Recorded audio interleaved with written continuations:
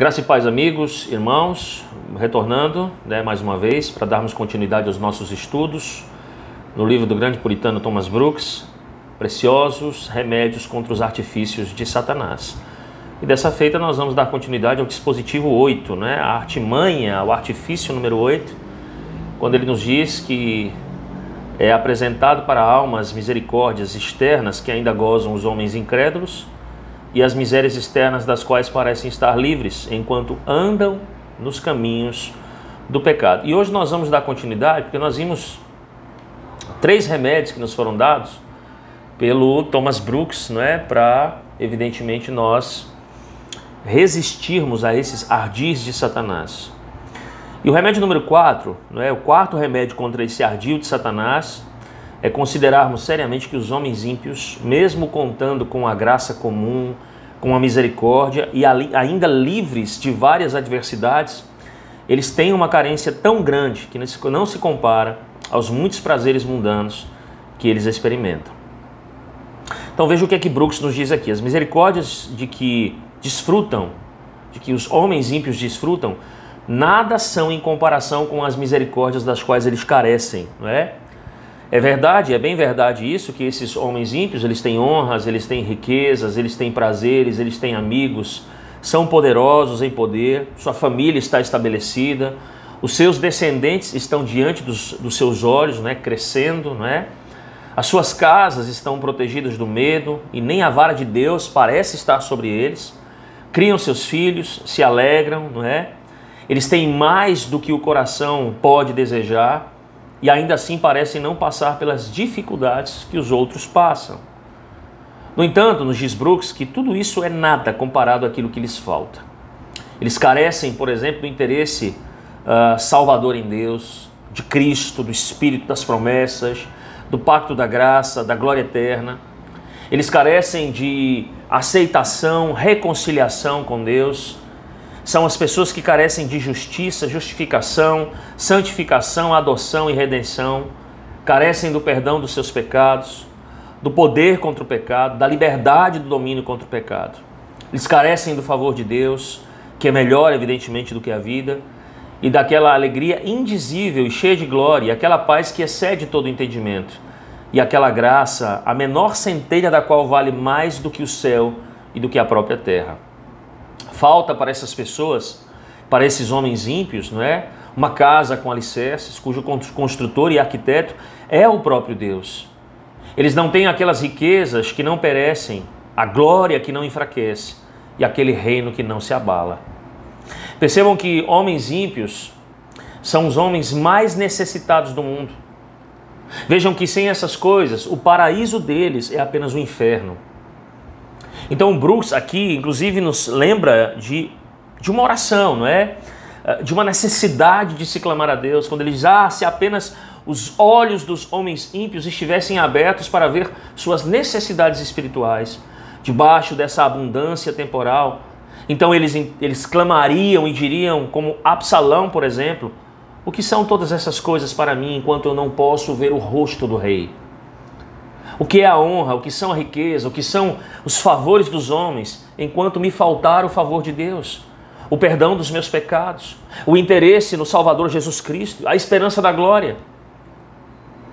Então Brooks ora dizendo ao Senhor, essa deveria ser a oração do ímpio, dê-me isso ou eu morro, dê-me isso, senão eu morrerei eternamente. Se os olhos desses homens fossem abertos então, para clamarem dessa maneira ao Senhor. Mas ainda o remédio número 5. O quinto remédio contra esse ardil de Satanás é considerar solenemente que as coisas terrenas não são o que parecem, ainda que elas possam ser estimadas. Então veja, elas têm de fato uma aparência gloriosa, mas se você olhar bem de perto, se você se aprofundar nessas coisas, você será capaz de descobrir que elas enchem a cabeça de preocupação, e de várias preocupações e o coração de vários temores. Thomas Brooks, inclusive, faz aqui uma citação muito interessante. Prestem atenção, por favor. E se o fogo consumisse uma parte da minha propriedade? Veja, ele está descrevendo aqui a cabeça do homem mundano, do homem ligado, evidentemente, às suas riquezas temporais. E ele diz assim, olha, e se o fogo consumisse uma parte da minha propriedade, e o mar fosse uma sepultura para engolir a outra parte dos meus bens? E se os meus servos fossem infiéis, ou os meus filhos fossem enganosos em minha casa? Ah, o secreto aborrecimento, irritação e tortura que diariamente, sim, de hora em hora, transtorna as almas daqueles homens cujas mãos estão cheias de bens materiais.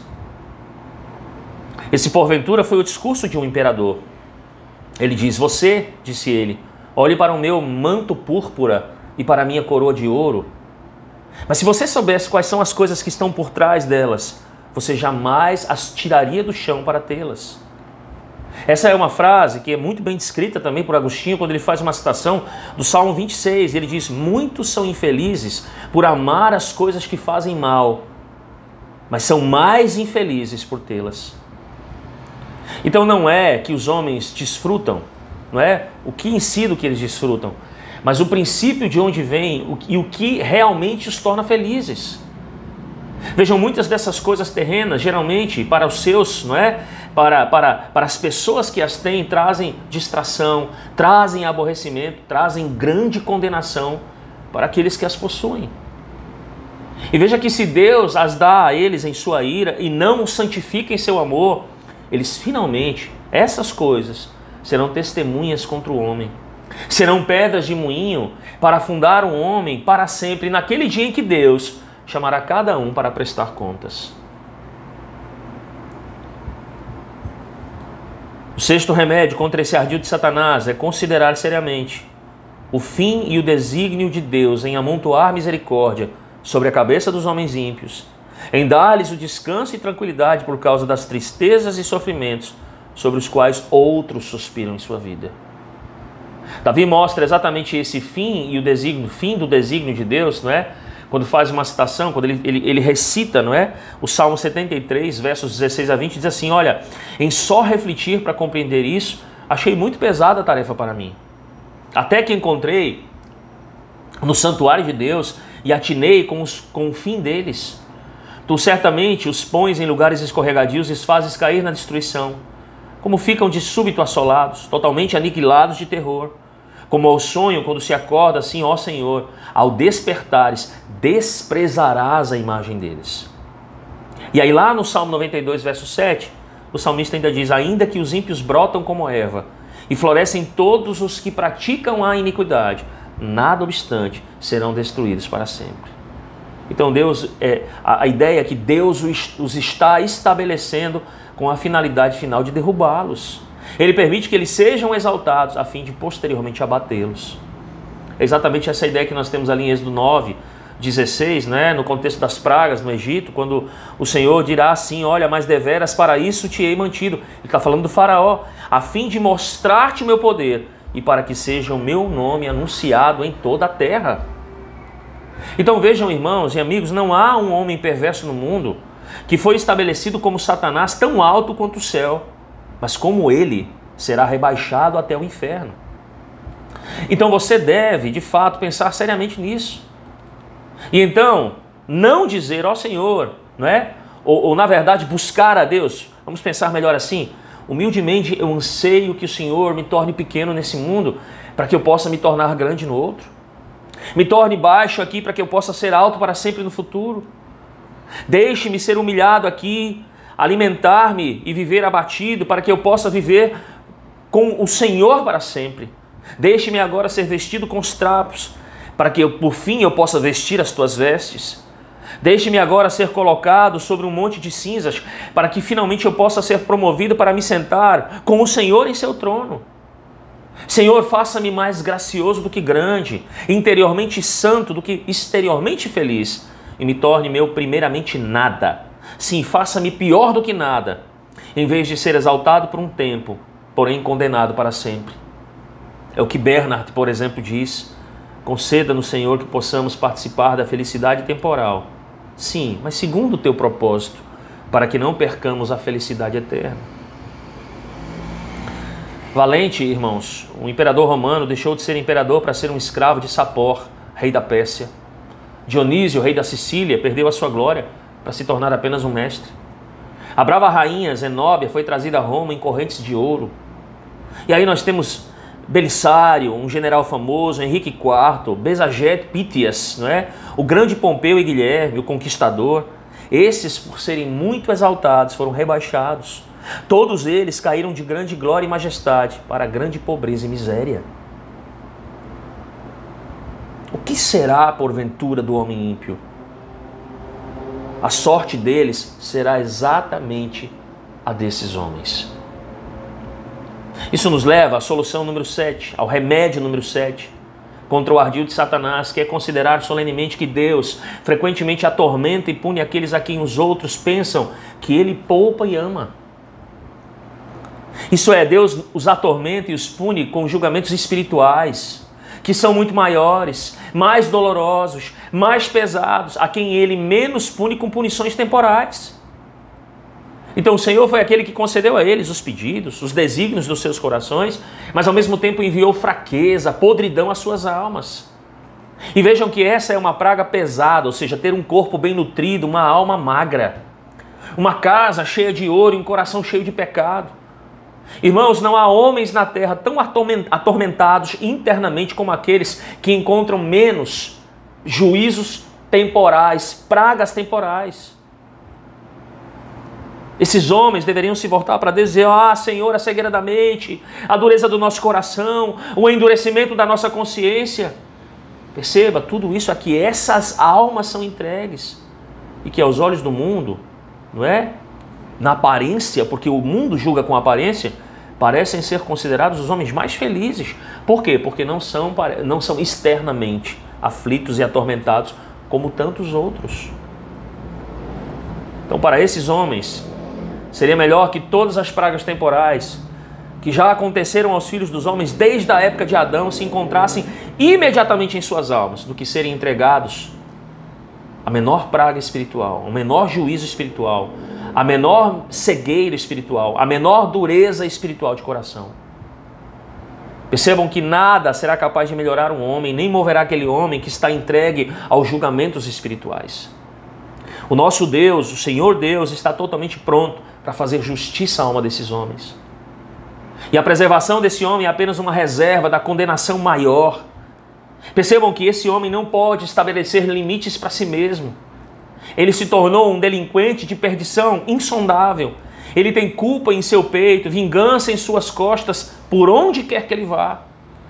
Nem ministério, nem miséria, nem milagre, nem misericórdia podem apaziguar o seu coração. Então, como diz Thomas Brooks, é melhor ter um corpo ulcerado do que uma consciência cauterizada. É melhor não ter um coração do que ter um coração duro. É melhor não ter mente do que uma que não nos faça enxergar e ter o temor de Deus. Mas por fim, o último remédio contra este oitavo ardil de Satanás é considerar seriamente aquela estrita conta que os ímpios geralmente fazem diante de todo o bem do qual desfrutam. Qual é a ideia aqui de Thomas Brooks? Ele diz: naquele dia os homens prestarão contas das coisas boas que lhes foram confiadas, das coisas boas que por eles foram negligenciadas, dos males por eles cometidos, dos males por eles permitidos. Então, uma boa consciência valerá mais do que todos os bens do mundo. Irmãos, os homens se demoram mais em pensar nos seus prazeres temporários do que nas misericórdias que eles estão desfrutando todos os dias, não é? Ou por todos os favores dos quais eles abusaram, ou por todos os pecados os quais eles cometeram. Vejam, se eles houvessem pensado nisso em seus corações, não é? E lábios, eles tremeriam, e a podridão em seus ossos os faria, porventura, em suas almas, clamarem e dizerem: ó, se nós pudéssemos ter considerado as misericórdias, avaliado melhor os prazeres e o nosso tormento e miséria em razão do abuso que cometemos. Seriam homens que certamente diriam: olha, amaldiçoado seja o dia em que a coroa de honra foi colocada sobre a nossa cabeça, em que os tesouros do mundo foram lançados sobre os nossos colos. Maldito seja o dia em que o sol da prosperidade brilhou tão forte sobre nós. Brooks termina esse oitavo ardil e esse oitavo remédio contra o oitavo ardil de Satanás, falando de Filipe III da Espanha, cuja vida, diz ele, foi livre de tantos males, e diz que ele inclusive professou, não é, que preferiria perder o seu reino a ofender a Deus voluntariamente. No entanto, Brooks diz que, estando na agonia de morte, Filipe III da Espanha, não é, e considerando mais detalhadamente o relato, seu relato, que ele deveria dar a Deus, diz que o medo o invadiu e algumas palavras escaparam dele. E essas palavras são as seguintes: ó, quisesse Deus que eu nunca tivesse reinado.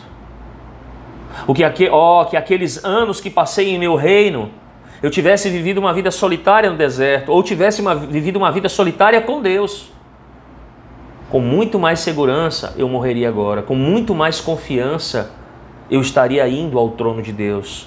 Então, do que me aproveita toda a minha glória, se não ter muito mais tormento na minha morte? Amigos, irmãos, a misericórdia abusada certamente se transformará em fúria da parte de Deus. A tolerância de Deus para com o pecado não é negligenciar o pecado. O dia está próximo em que o Senhor pagará aos homens iníquos pelo abuso das antigas e novas misericórdias que o próprio Deus lhes ofereceu. Meus irmãos, quanto mais o Senhor estica o arco e puxa a flecha, mais fundo ele vai ferir no dia da vingança. As ações dos homens estão todas impressas no céu. E Deus irá, naquele dia, julgar cada uma delas. Termino citando as palavras de Jerome, que dizia sempre ouvir uma voz em seus ouvidos. E quais eram as palavras? Levanta-te morto e vem ao julgamento. E ele dizia tão frequentemente quanto penso naquele dia, diz ele, o meu corpo inteiro e o meu coração estremecem. Que possamos refletir, irmãos, sobre esses ardis de Satanás. Que possamos refletir sobre tantas bênçãos, sobre a misericórdia, sobre a graça de Deus, a graça comum, os favores do Senhor, não é? Que certamente nós temos que aproveitar nessa vida, mas para a honra e para a glória do Senhor. Vivê-los sempre em gratidão ao nosso Deus, mas em fé, reconhecendo e não simplesmente nos entregando a esses prazeres mundanos, não é? Não nos entregando àquelas situações terrenas, não juntando para nós riquezas na terra, que certamente vão perecer, e nos esquecendo da nossa alma, das riquezas que nós certamente devemos juntar nos céus para com o nosso Deus. Então, possamos refletir, irmãos, que possamos refletir todo o bem que temos recebido, toda a misericórdia que tem vindo sobre nós, e que possamos render toda a nossa devoção e toda a nossa vida ao nosso Deus, ao único Deus bendito, e ao nosso Senhor Jesus Cristo, o único Salvador desse mundo. Que Deus o abençoe. Amém.